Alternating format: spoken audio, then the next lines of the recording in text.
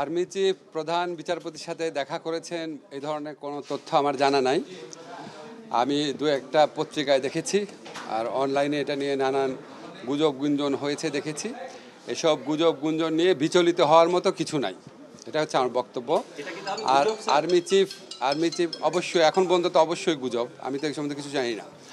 আর army chief আপনার আমাদের প্রধান উপদেষ্টার সাথে মাঝে মাঝেই দেখা করেন, রাষ্ট্রপতির সাথেও আগে দেখা করেছেন। তো আমি মনে করি না এটা নিয়ে বিচলিত হওয়ার মতো কিছু আছে। আমি এই ধরনের কোনো সম্ভাবনার ব্যাপারে অবগত না।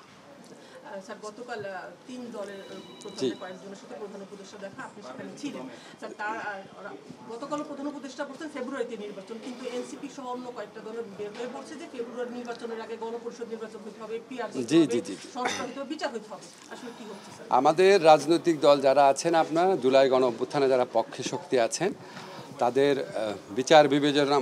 বিচার বিবেচনা বোধের প্রতি আমাদের আস্থা রয়েছে।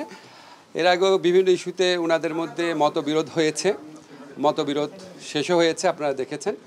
তো ওনাদের বিচার বিবেচনা বোধের উপর আমাদের আস্থা আছে। আমরা মনে করি যে প্রয়োজনীয় মুহূর্তে আমরা তাদের বিভিন্ন ব্যাপারে মতভিন্নতা থাকতে পারে, প্রয়োজনীয় মুহূর্তে অবশ্যই আমরা তাদের মধ্যে ঐক্য দেখতে পারবো। আর আমরা সরকারের পক্ষ থেকে ফেব্রুয়ারিতে নির্বাচন করার ব্যাপারে দৃঢ় প্রতিজ্ঞ।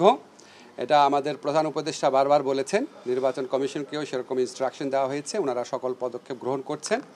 তার আগে কিছু বিষয়ে যে মতভিন্নতা রয়েছে বা মতভেদ রয়েছে, সেটা আমরা আশা করি সেটা দূর হয়ে যাবে। নির্বাচনকালীন সরকার গঠন নিয়ে কোনো আলোচনা হয়েছে কিনা স্যার? না, নির্বাচনকালীন সরকার নিয়ে কোনো আলোচনা হয়। রাজনৈতিক মতপার্থক্য যদি থাকে শেষ পর্যন্ত, তখন কি সমান্ত নির্বাচন সম্ভব হবে? এটা তো আপনার যদির ব্যাপার বললেন। হ্যাঁ, নির্বাচন আমরা সরকারের পক্ষ থেকে আমাদের যে অবস্থান সেটা আমরা বারবার বলেছি। আমরা ফেব্রুয়ারিতে নির্বাচন আয়োজন করার ব্যাপারে দৃঢ় প্রতিজ্ঞ, এবং আমাদের যে যত রাষ্ট্রীয় কর্মকাণ্ড আছে এই লক্ষ্যকে সামনে রেখে অগ্রসর হচ্ছে, এখানে পেছানোর কোনো সুযোগ নাই।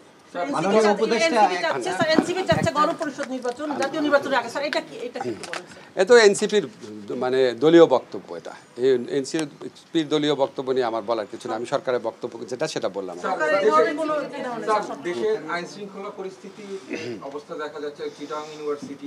আইন শৃঙ্খলা পরিস্থিতি আমাদের দেশে গত 1 বছরে মাঝে মাঝে বেশ অবনতি হয়েছে, আবার ভালো হয়েছে।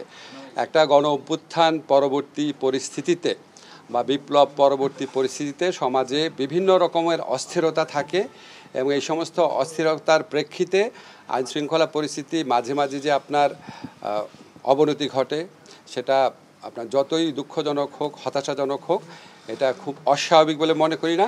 আমরা এরকম সিচুয়েশন আগে ট্যাকেল করেছি, আবার ভালো হয়ে গেছে, ইনশাআল্লাহ ভালো হবে আবার। এই অস্থিরতার পিছনে কোনো কিছু আইডেন্টিফাই করেছে কিনা? না, আর কথা নাই।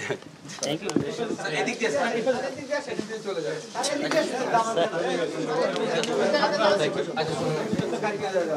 Su của ba chị Phương Nga